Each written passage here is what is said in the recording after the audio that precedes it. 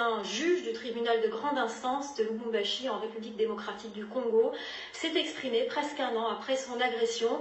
Ça s'est passé la nuit du 18 au 19 juillet 2017. Le juge a été attaqué à son domicile, criblé de balles et transféré en Afrique du Sud grâce au soutien d'ONG.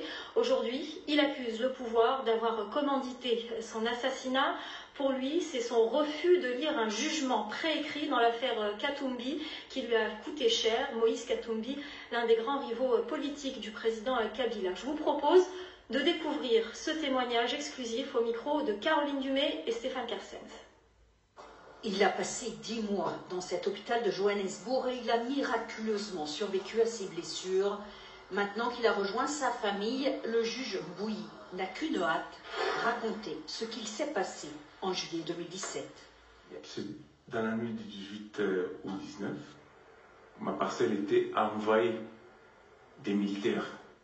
Ces militaires sont venus de la garde républicaine. Ça, il faut vraiment bien les retenir et les souligner. Le groupe qui était dehors a donné l'ordre à Lingala, mais tous les autres sont condamnés. Bobete Massassi.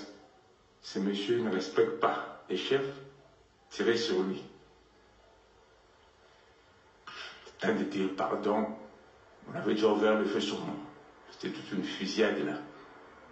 Le juge a reçu 13 balles dans la peau. Malgré la résistance du ministre congolais de la Justice, il a été évacué vers l'Afrique du Sud.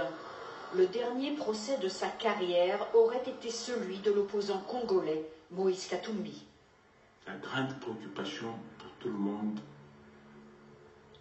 était de savoir quel lien j'avais avec M. Moïse Katumbi. Et c'était la veille de l'audience. J'ai dit qu'on ne va pas se laisser influencer. Nous allons dire la vérité. Est-ce pour cela qu'il a été attaqué?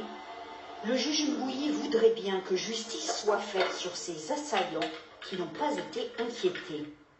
Les pistes sont claires. Les assaillants sont venus de la présidence. L'ensemble de ces éléments-là constitue ce qu'on dit un droit de présomption irréfragable pour déterminer qui est l'auteur de cette infraction. C'est les pouvoirs. Qui incarne les pouvoirs aujourd'hui chez nous au Congo?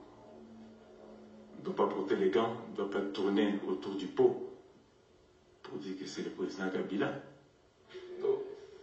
Le juge rêve de rentrer chez lui à Lubumbashi, mais il craint pour sa sécurité. Voilà pour ce reportage. Sachez que Lambert Mende, porte-parole du gouvernement congolais, a accepté de réagir à ce reportage demain sur notre antenne, donc dans le journal de l'Afrique. Ce sera donc demain, ce jeudi, à 22h45.